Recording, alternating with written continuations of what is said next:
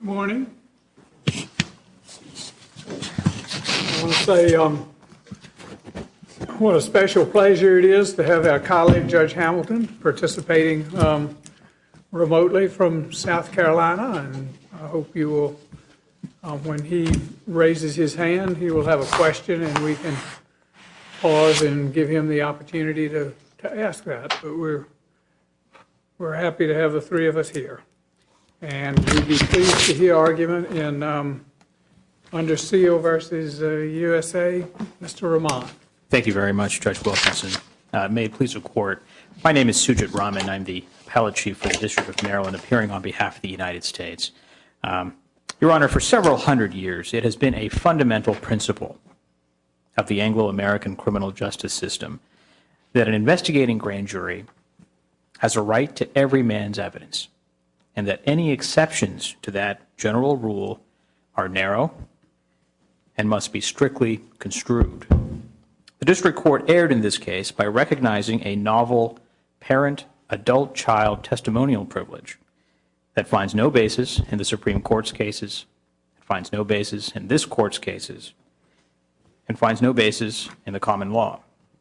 Accordingly, we ask this Court to reverse the order quashing the grand jury subpoena, seeking Mr. Doe Jr.'s testimony, and to reinstate the subpoena so that the government can continue with this federal criminal investigation. I'd like to begin, Your Honors, by focusing first on this Court's cases. As the Court is aware, this Court has at least two rather lengthy opinions published over the last 30 years dealing with the notion of a family privilege, a parent-child privilege. The Jones opinion from 1982 and, of course, the Dunford opinion from 1998. Both of those opinions, in our view, make it very clear that there is no parent-adult-child testimonial privilege. In the Jones case, there was a minor child. I mean, here we have Mr. Doe Jr. is 20 at the time he asserted the privilege, but in Jones, we rejected the privilege even when it was asserted by a minor child. That's right, Judge Wilkinson. But it's interesting to me because it wasn't, the district judge was not insensitive to familial privileges. Mrs. Doe claimed a spousal privilege and she wasn't required to testify.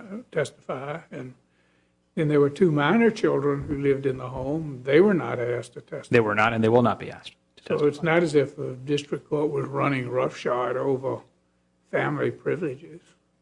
That's right, Your Honor. And I do want to emphasize that point, Judge Wilkinson. You know, the government has made a decision in this case, particularly because Mr. Doe Jr. is an adult and is available to testify, or should be available to testify, that the government will not subpoena the minor children in this case. And there's a reason for that. The government, I think, is very sensitive to the idea that there are younger children living in this home.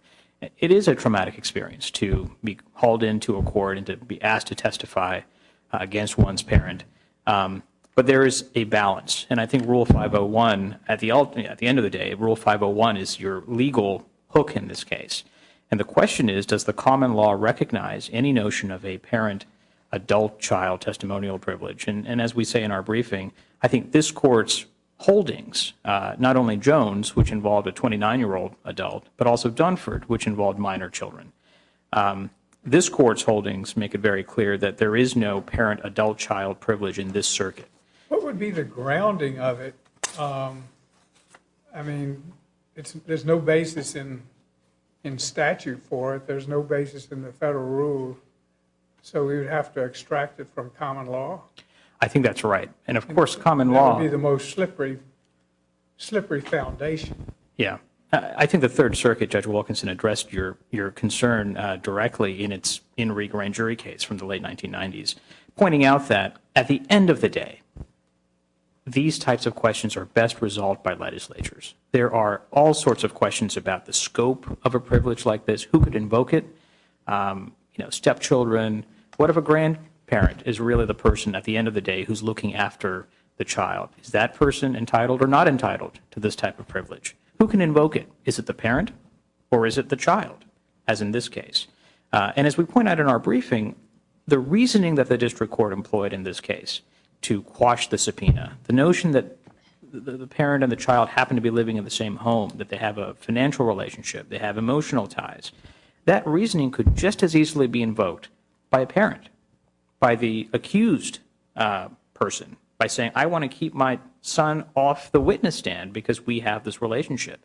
And in our view, that would actually be broader in scope than the spousal testimonial privilege that the Supreme Court rejected in Trammell. And I don't want to get too caught up in the doctrine here, but remember in Trammell, which is a decision from over 30 years ago, the Supreme Court said essentially that if a witness spouse wants to testify, he or she should be able to do that. So the accused spouse cannot keep a witness spouse off the stand. The reasoning of the district court in this case is not really limited in that way. And indeed, a parent could keep a child off the witness stand, at least under the reasoning that the district court employed. So you've got essentially a parent-child privilege, which no court has ever recognized, at least in the federal side of things, that's broader in scope than a marital adverse testimonial privilege that the Supreme Court explicitly narrowed in a decision over almost 34 years ago. Would it matter who actually invoked the privilege? I think it could matter, Your Honor, particularly in child abuse cases, I mean, right? Would it have mattered here if the parent had been the one who invoked the privilege? Well, I think because the privilege does not exist, I don't think it would have mattered who. That's what I'm saying. Right. But I'm saying in a theoretical sense, Your Honor, and that's why if you look at some of the state statutes, there are only a handful of states, 4 states that recognize any kind of parent-child privilege. It's always a parent-minor-child privilege, not a parent-adult-child privilege. And in 3 of those states, it's a communications privilege, which, as the court is aware, communications privileges are actually distinct from testimonial privileges. But if in the states that do recognize a parent-minor-child privilege, in many of those states, it's the child who can invoke the privilege, but the parent cannot. And again, there are reasons for that, because the child often is a party. If the child is a party, there are certain legislative balances that have been drawn about why the child. What evidence would you have as to what goes on within a home? I mean, let's suppose the crime here was not keeping illegal weapons or growing drugs, but let's suppose it was spousal abuse. The person who might have the best insight into something like that might be an adult child. Right. Living. So, are we making the family into making this into a black box? Right. Because if you had a case of spousal abuse and the a 20-year-old adult child living in the home might provide very relevant testimony there. That's exactly right. Judge And in Wilkinson. fact, this was an 18-year-old child, and the initial call was a domestic assault call. It was. Correct? It was. This household is. There are issues. There are issues, Judge Thacker. And again, a point we made in our briefing, there's certainly evidence in this case that the traditional marital sort of relationship, the traditional familial relationship in this particular case, unfortunately, has already been fractured. And that's the language that this court used in Dunford.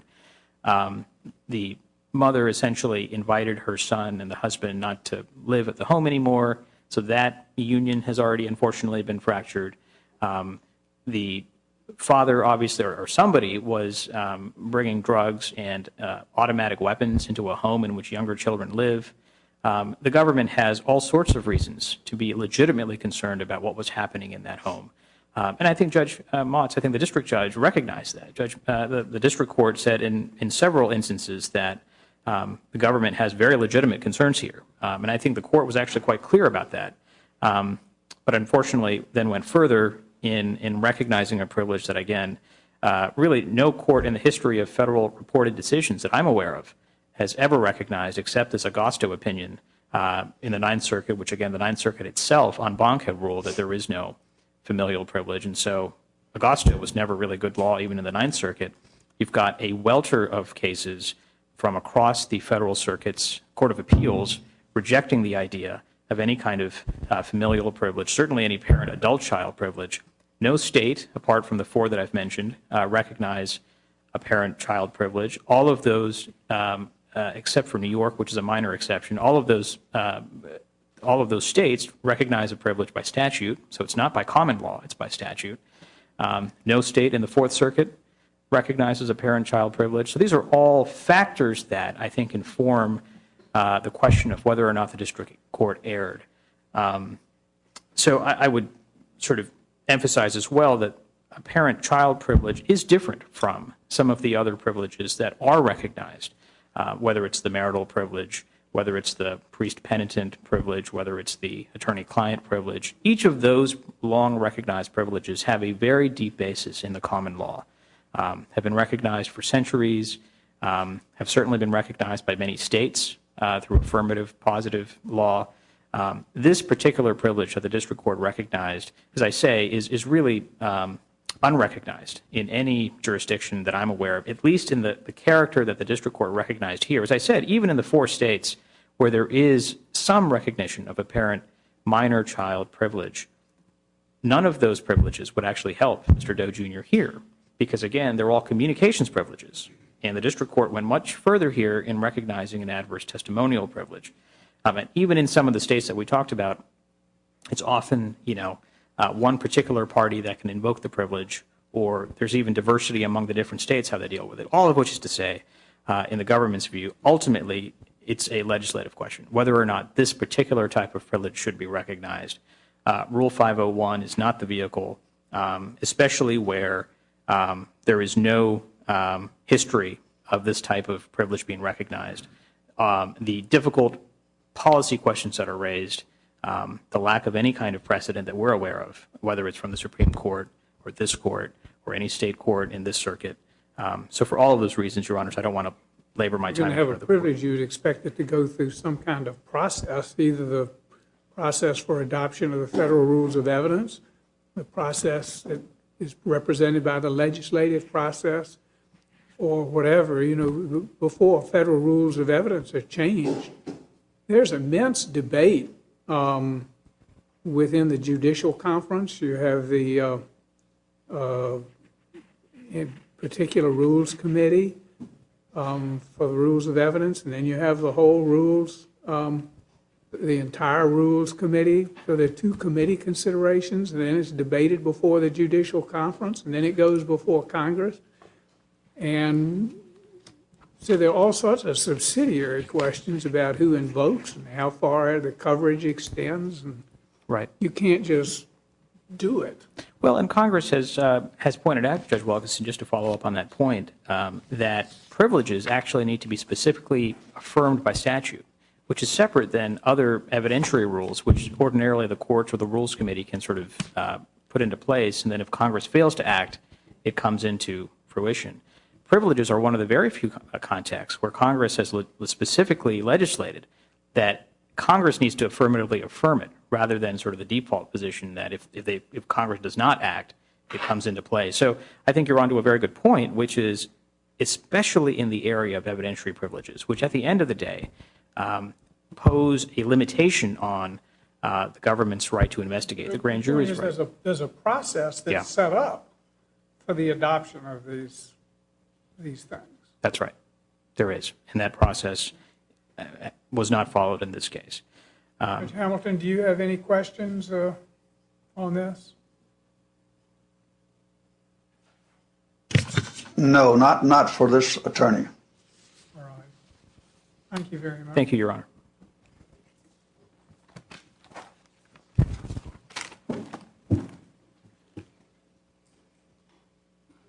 Mr. Ward? Good morning, Your Honors, and good morning, Judge Hamilton. My name is Peter Ward. Excuse me, Judge Hamilton has a question. Oh, yes, Judge. I don't want to preempt your argument, but let me ask you something. In light of the Jones and the Dunford case, which Judge Wilkinson referred to, isn't this really a matter that should be addressed by Congress and not by this court? Well, 501, as discussed in Trammell, states that the intention of 501 was not to freeze the lower privilege, rather it was to provide the courts with the flexibility to develop rules of privilege on a case-by-case basis and leave the door open for change. If the courts have the responsibility for developing rules on a case-by-case basis, if they don't have that responsibility, why did what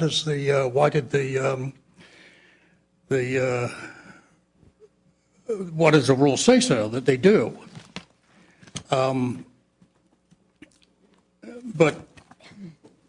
I'm not sure that answers your question, but let me, if I may, direct myself to the two cases that were discussed, in particular, Dunford This is your and... response to Judge Hamilton's question when you equated this to an ordinary evidentiary ruling. It seems like to me you were equating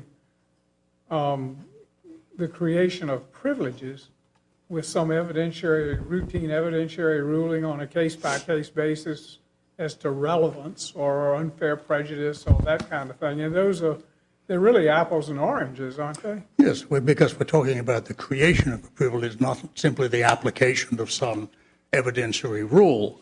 But 501, as discussed in Trammell, clearly says that the intent of the rule is to provide the courts, not the legislature, but to provide the courts with the flexibility to develop these evidentiary privileges on considering on a case-by-case basis. So it seems to me that It must be for those privileges that are already recognized. Well, Your Honor, if they're already recognized, they wouldn't be developing them. Not necessarily. There can be some privileges that the existence might be recognized, but the application might be left. Well, that's true. I mean, in the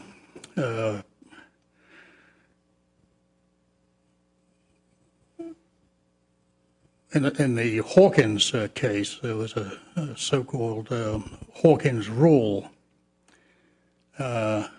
which held that the spouse alone has the privilege to refuse to testify adversely. That's Hawkins at 358 U.S. I think previously it had been considered that either side could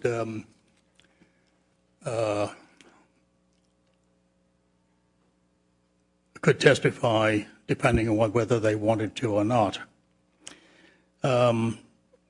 But and I hope that answers the question, but let me address the Dunford case. Judge Hamilton has another question. Oh, yes, sir. Judge Hamilton? I think what you're referring to is who has to invoke the privilege should one exist. Now, in this case, it wasn't the child, the adult child, that invoked that privilege, was it? Wasn't it to one of the parents? No, sir. It was the adult child whom I represent. Well, it was the child whom I represent, was appointed to represent Junior, who was subpoenaed to testify in the grand jury investigating his father. And the privilege point was raised on the Junior's behalf, not the father's behalf. And I'm not suggesting that a court should hold that either side has the privilege.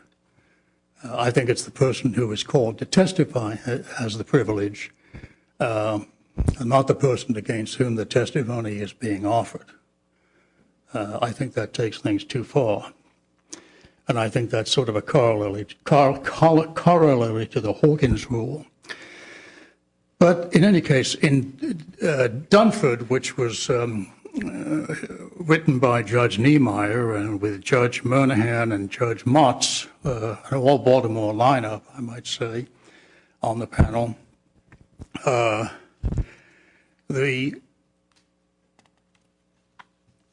question of privilege was discussed, and it was denied on that basis on the facts. Because But in those cases, in Jones and Denford, I come back to the point, weren't those minor children? they were minor children, Your Honor. Well, isn't that different from a 20-year-old child? Here, the minor children were not required to testify. They were They weren't required to. They But weren't required. even in the case of minor children, our precedents rejected the privilege. Your Honor, they weren't This is a required. less sympathetic case, isn't it? Pardon? This is a less sympathetic case, especially if the attitude of the person trying to invoke the privilege, the government, maybe you disagree with that, but government describes the witness as sarcastic, evasive, hostile. I mean, it seems on a variety of levels to be a less sympathetic case than Jones and Dunford, where the privilege was asserted by a minor child, and even then, this court did not recognize the privilege. On the facts, because the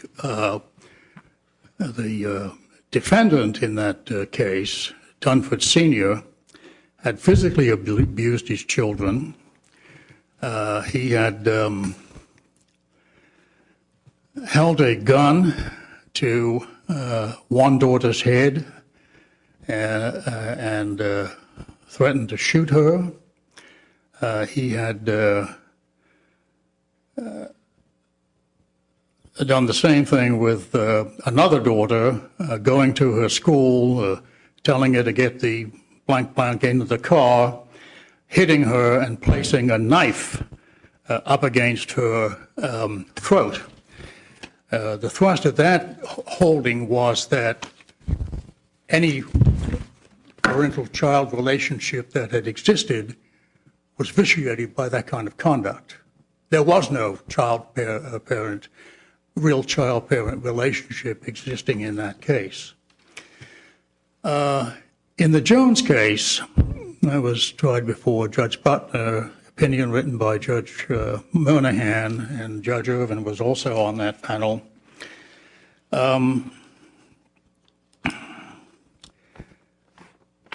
This is where a 29-year-old refused to answer grand jury questions involving his father.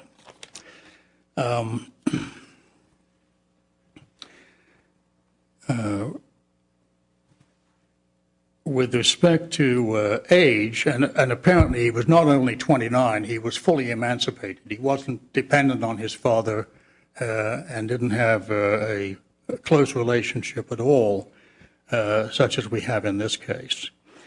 The court held, number one, that he was an emancipated adult child. He was only arguably adverse to his father, or his testimony would be. The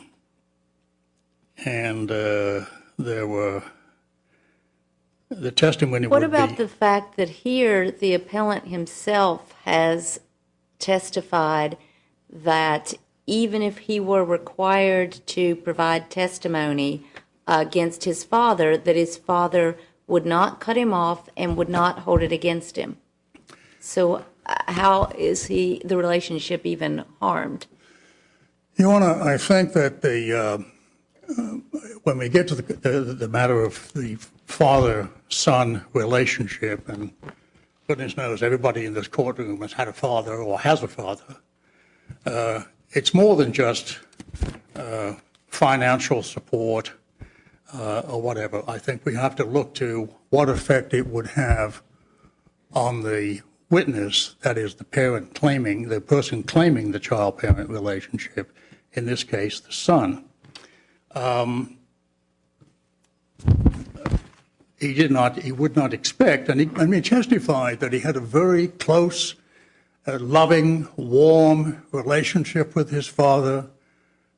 He loved his father told him he loved the son, and there was nothing in the way of assaultive conduct or anything like that, as there was in the Dunford case, to dissipate, if you will, that familial bond or that familial relationship there.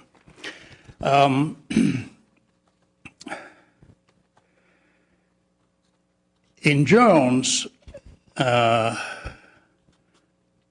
I said, the witness' son was found, number one, to be emancipated. Now, although this young man was 20 years old when he was called upon to testify, he still lived with his father. He didn't have a job because he was attending college full-time. His father provided everything that he needed: tuition, clothing, rent, whatever he needed to continue to pursue his goal of going to school. I can't recall the case now, but there was a case that said something to the effect that emancipation doesn't occur at the stroke of midnight on the person's 18th birthday. Although he was over 18, he was still very much dependent, and there was still very much of a dependent relationship with the father. Mr. Ward, I think we understand your argument. Is there anything further? No, Your Honor. Oh, just one thing, I'm sorry. Sure. There was a note at the end of the Jones case which said the following: whether in changed factual circumstances the presence of other considerations would make a difference, we of course have no occasion to consider and do not now address. In particular, we do not endeavor to decide to what extent the age of the child and whether or not emancipation has occurred may or may not affect the decision as to whether any familial privilege exists. In this case, as I say, we have a chronological age, we do not have an emancipation, and we do not have any factors which destroy or do away with the bond between the father and the son. Thank you, Mr. Ward. Thank you, Your Honor. I appreciate it. Do you have anything further, Mr. Romano?